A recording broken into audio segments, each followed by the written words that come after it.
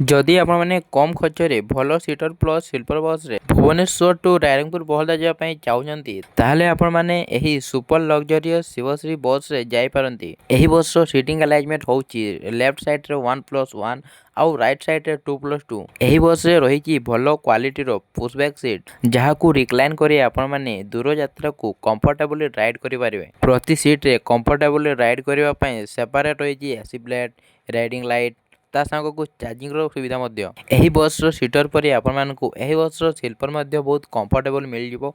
आउ एही बस रो स्लीपर रे भी सेपरेट आपण मानकु सेम जिंस देखबे मिलबो। मते एही बस रो गोटे जिंस बहुत भल लागला काहे ना बस रे स्वच्छता को बहुत गुरुत्व दिया जायछि। आउ ए बस रे तीनोटी डस्टबिन मध्य रही। एही बस रे एंट्री कला मात्र के आपनक यात्रा को सफल करिवा पई 500 ml पानी बोतल मध्य गोटे दिया जाउछि। आपण चाहेले दीटा भी नहीं पारिबे। एही बस टी सबुदिन 9:30 रे भुवनेश्वर बस स्टैंड रु छाडुछि 4:30 रु 5टा भितर आम रायरंगपुर को पहुंचाई दउछि। जदि आपण माने केबे एही बस रे राइड करछन्ती किंबा आगो को करबा को चाहउछन्ती ताले कमेंट करी नियाती जणाइबे।